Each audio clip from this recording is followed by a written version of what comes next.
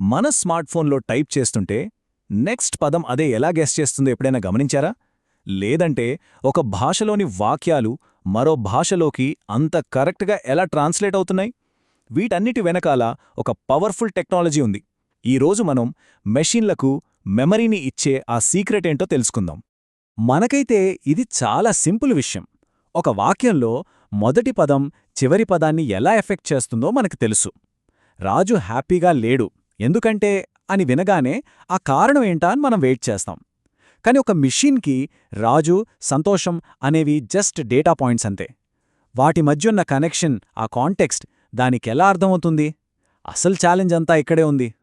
అయితే అన్నిటికంటే ముందు మనం ఒక బేసిక్ ప్రాబ్లంని సాల్వ్ చెయ్యాలి.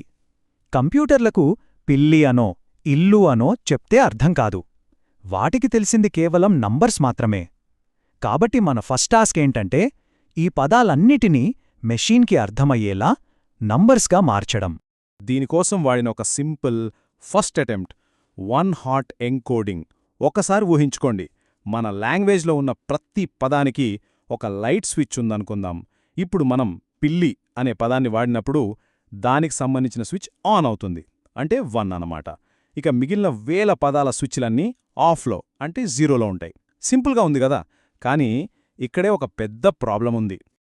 ఈ పద్ధతిలో ఉన్న లోపం ఇక్కడే మనకు క్లియర్గా కనిపిస్తోంది. చూడండి, క్యాట్, శాట్, మ్యాట్ అనే పదాలకు వేర్వేరు కోడ్స్ ఉన్నాయి. ఈ కోడ్స్ ప్రకారం చూస్తే కంప్యూటర్కి క్యాట్ నుండి శాట్ ఎంత దూరమో మ్యాట్ కూడా అంతే దూరం. అంటే ఏంటి?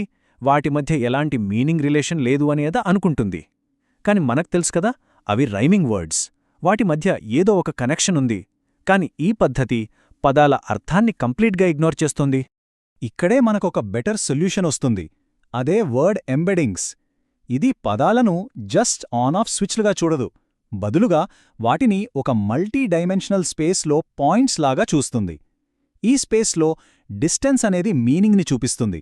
అంటే ఒకేలాంటి మీనింగున్న పదాలు ఒకదానికొకటి దగ్గరగా ఉంటాయన్నమాట. సో డిఫరెన్స్ చాలా క్లియర్. వన్ హాట్ ఎన్కోడింగ్ అనేది వేల కొద్ది స్విచ్లతో ఉన్న ఒక పెద్ద ఖాళీ బోర్డ్ లాంటిది. కానీ వర్డ్ ఎంబెడింగ్స్ అది ఒక గ్యాలక్సీ మ్యాప్ లాంటిది. ఇందులో రాజు, రాణి అనే నక్షత్రాలు ఒకదానికొకటి చాలా దగ్గరగా ఉంటాయి. కానీ కుర్చీ అనే నక్షత్రం ఎక్కడో దూరంగా ఉంటుంది. ఇది జస్ట్ కోడింగ్ కాదు, ఇది మీనింగ్ని కోడ్ చేయడం, లాంగ్వేజ్ని అర్థం చేసుకోవడంలో ఇదొక రెవల్యూషనరీ స్టెప్ అని చెప్పాలి. సరే, ఇప్పటివరకు మనం పదాలని అర్థవంతమైన నెంబర్స్గా మార్చగలిగాం. అంతా బాగుంది. మరి నెక్స్ట్ ఛాలెంజ్ ఏంటి? ఒక నెట్వర్క్ ఒక సెంటెన్స్ చివరి భాగాన్ని అర్థం చేసుకోవాలంటే దానికి ఆ సెంటెన్స్ స్టార్టింగ్ గుర్తుండాలి కదా. మరి అదెలా? దీనికోసమే మనకు మెమరీ ఉన్న నెట్వర్క్స్ కావాలి. ఈ ప్రాబ్లంని సాల్వ్ చేయడానికే వచ్చాయి రికరెంట్ న్యూరల్ నెట్వర్క్స్, షార్ట్గా ఆర్ఎన్ఎస్. వీటి స్పెషాలిటీ ఏంటంటే వాటిలో ఒక లూప్ ఉంటుంది. ప్రతి పదాన్ని ప్రాసెస్ చేశాక కొంత ఇన్ఫర్మేషన్ని ఆ లూప్లో ఉంచి నెక్స్ట్ పదానికి పాస్ చేస్తుంది. ఇది ఒక రకమైన షార్ట్ టర్మ్ మెమరీ లాంటిది. ప్రతి స్టెప్లో కాంటెక్స్ట్ని ముందుకు తీసుకెళ్తుంది. ఇది ఎలా పనిచేస్తుందో ఒకసారి చూద్దాం. నెట్వర్క్ ద అనే పదాన్ని చదివినప్పుడు దాని గురించి కొంచెం సమాచారాన్ని గుర్తుపెట్టుకుంటుంది. ఆ తర్వాత క్యాట్ అనే పదాన్ని చదివినప్పుడు అది ఇంతకు ముందు ద నుండి వచ్చిన మెమరీని కూడా కన్సిడర్ చేస్తుంది. ఇక శాట్ చదివే టైంకి దానికి అప్పటికే ద క్యాట్ అనే కాంటెక్స్ట్ తెలుసు. ఈ విధంగా అది ఒక సీక్వెన్స్ని అర్థం చేసుకుంటుంది. అయితే ఈ ఆర్ఎన్ఏలలో ఒక పెద్ద లోపముంది. వాటి మెమరీకి కొన్ని లిమిట్స్ ఉన్నాయన్నమాట. సెంటెన్స్ బాగా పొడుగ్గా అయ్యే కొద్దీ స్టార్టింగ్లో నేర్చుకున్న ఇంపార్టెంట్ ఇన్ఫర్మేషన్ ఎండింగ్కి వచ్చేసరికి ఫేడ్ అయిపోతుంది, లేదా ఒక్కొక్కసారి పూర్తిగా మాయమైపోతుంది. ఇది మనల్ని మరో పెద్ద ఛాలెంజ్కి తీసుకొస్తుంది. టెక్నికల్గా దీన్ని వానిషింగ్ గ్రేడియన్స్ ప్రాబ్లం అంటారు. సింపుల్గా చెప్పాలంటే నెట్వర్క్ ట్రైన్ అయ్యేటప్పుడు సెంటెన్స్ చివర్లో ఏదైనా తప్పు జరిగితే ఆ తప్పుకి కారణమైన మొదటి పదం ఏంటో అది తెలుసుకోలేదు. ఎందుకంటే ఆ ఎర్రర్ సిగ్నల్ వెనక్కి వెళ్లే కొద్దీ బలహీనపడి మాయమైపోతుంది. దీనివల్ల లాంగ్ టర్మ్ డిపెండెన్సీస్ నేర్చుకోవడం నెట్వర్క్కి ఇంపాసిబుల్ అవుతుంది. ఇది అచ్చం మనం చిన్నప్పుడు ఆడే టెలిఫోన్ గేమ్ లాంటిదే. మొదటి వ్యక్తి చెప్పిన మాట 10 మంది దాటి చివరి వ్యక్తికి చేరేసరికి ఎంతలా మారిపోతుందో మనకు తెలుసు కదా. ఆర్ఎన్ఎల్ల మెమరీతో కూడా జరిగేది సరిగ్గా ఇదే. ఇంపార్టెంట్ ఇన్ఫర్మేషన్ దారి మధ్యలోనే పోతుంది.